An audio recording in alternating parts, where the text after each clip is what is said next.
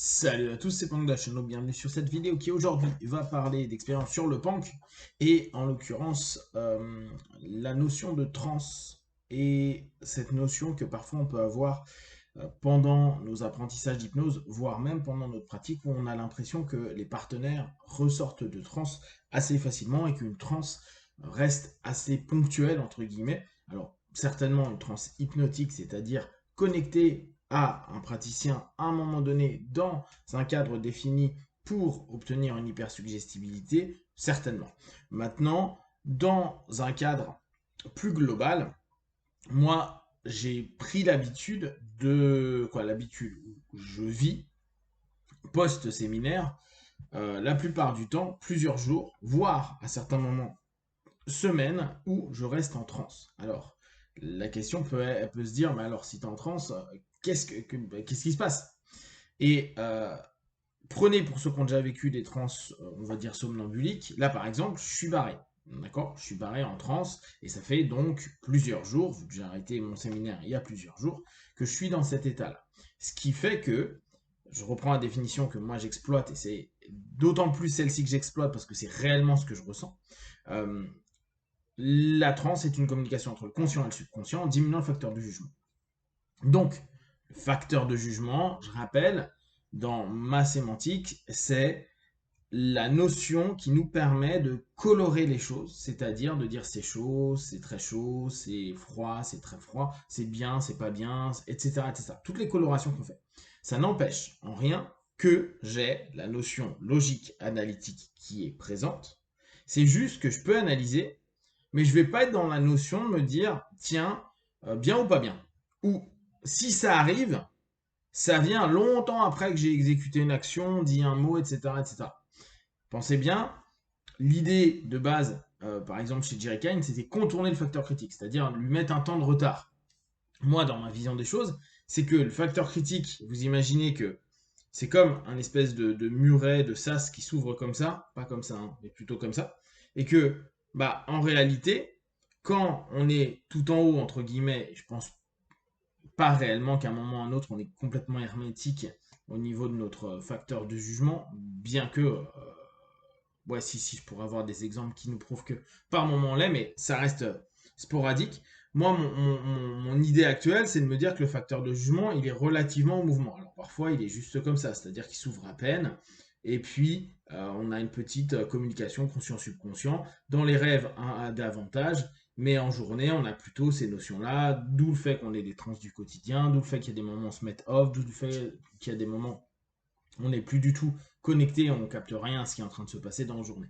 Et dans cette notion-là, la transe, quand elle se maintient, c'est qu'en fait, pour moi, elle ne remonte pas complètement. C'est-à-dire que très rarement, ça se referme vraiment beaucoup. Donc, je reste toujours avec un espace où bah, j'ai une variation de transe. Je pourrais revenir vers un facteur de jugement. Mais c'est galère et au bout du compte, ça met du temps. Bien sûr qu'à un moment ou à un autre, ça va revenir dans son mouvement naturel, très court, mais pendant un laps de temps, je peux rester dans ces trans-là. Ce qui donne aussi, et aussi par observation vraiment sur le terrain avec mes partenaires, et encore plus quand on est sur des séminaires ou même des périodes où on passe du temps avec des gens, ces trans, elles, elles se maintiennent avec les travaux qu'on fait sur soi, avec bien sûr les apprentissages, etc. Vous avez certainement déjà remarqué à quel point au bout de quelques jours, quand on est avec des personnes pourtant qu'on aime bien, on a plein de choses qui remontent et il arrive, et c'est bien connu, qu'il y ait quelques tensions, quelques règlements de compte, voire ça part carrément en couille. Bah, tout simplement parce que notre facteur de jugement, qui nous disait non, c'est pas bien de dire ça, non, c'est pas bien de se comporter comme ça, non, c'est pas bien de ceci, cela, il diminue au fur et à mesure. Alors il suffit qu'en plus il y ait un peu d'alcool, qu'il y ait eu des éléments et des infos qui ne plaisent pas trop, qui créent des ruptures de pattern.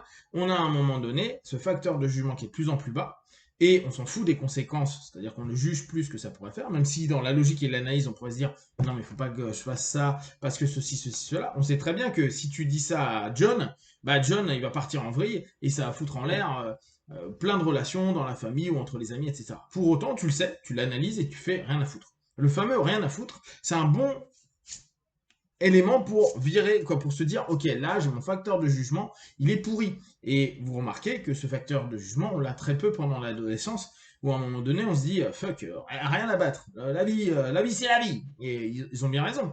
Mais à ce moment-là, on se dit, mais t'as été con. Ah non, t'es pas forcément con. Ta logique et ton analyse est toujours présente. Mais en fait, tu as conclu, jugé, qu'en fait, t'en as rien à foutre parce que, bah, en fait, tu juges que dalle, quoi. Il y a ton facteur, il dit pas c'est vraiment bien ou vraiment mal, c'est juste rien à foutre. On ne prend plus considération de cet élément. Ce qui fait que l'ensemble des mémoires à long terme, émotions, valeurs, croyances, énergie, etc., les pulsions et tout, elles ressortent et puis on se dit bon allez vas-y on s'en fout. Si en plus on a une influence extérieure qui devient des suggestions, bah vu qu'on a peu de facteurs de jugement, on se laisse embarquer. Donc ça c'est particulièrement cool. En tout cas, je trouve que c'est intéressant de se dire qu'on peut rester des jours, des semaines dans des trans.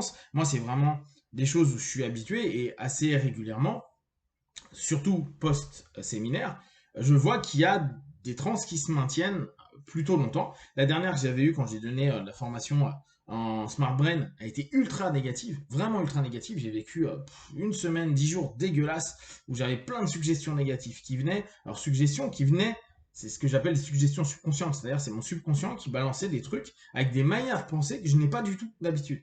Et même quand je papote avec mon subconscient, genre il y avait un côté Darkseid, Batman qui arrivait dans ma gueule et bah pas agréable, pas bien dans mon corps réagissait pas bien, etc., etc. Donc c'est plutôt cool, enfin cool, c'est relatif. Mais c'était vraiment, vu qu'il y avait des choses que j'avais trouvé que j'avais mal fait pendant le séminaire, vu que je me disais ouais non là j'ai déconné, etc. Mes gars étaient trop barrés, quoi. Je trouvais que j'avais fait des conneries, etc. Je pense que derrière il y avait une espèce de réponse à ça.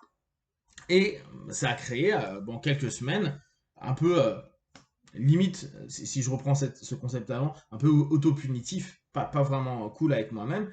Et qu'importe ce que je mettais par contre en suggestion, c'est-à-dire du conscient vers le subconscient, ça me disait ouais, c'est ça, blablabla. Bla, bla, bla. Et donc il fallait que je me coupe en rentrant dans des trans qui sont assez spécifiques que j'ai l'habitude de faire pour, à ces moments-là, pas partir en vrille dans des bad trips trop chiants. Et donc, bah, pouvoir quand même développer des choses sympas.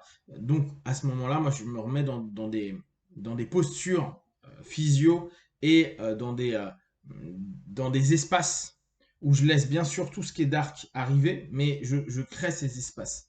Donc je laisse des temps d'expression de chaque chose et je ne les enchaîne pas et je ralentis tout dans ma tête, dans mon corps, dans ma vie pendant un laps de temps. Donc ça crée des solutions qui sont plutôt pas mal. Là par exemple, je suis donc sur des trans qui m'amènent plein de choses type euh, des idées, des concepts, etc.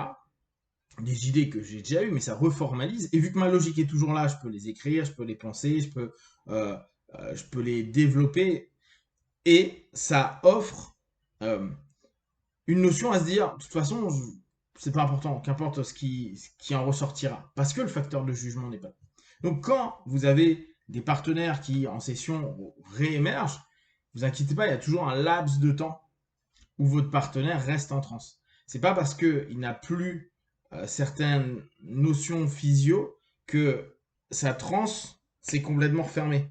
Et c'est pour ça qu'on sait que en post-hypnotique, la post-hypnotique, c'est-à-dire après la mise en transe et même l'émerge, on sait qu'on a un laps de temps où, au niveau de nos suggestions, on peut encore faire passer des choses parce que c'est pas remonté d'un coup, ça met du temps. Et à ce moment-là, bah, on peut encore travailler sur cette petite ouverture-là, peut-être en bien incident, répétant bien, en influençant davantage, peut-être même verbalement, donc plus au niveau d'une structure sémantique de, de, de suggestion.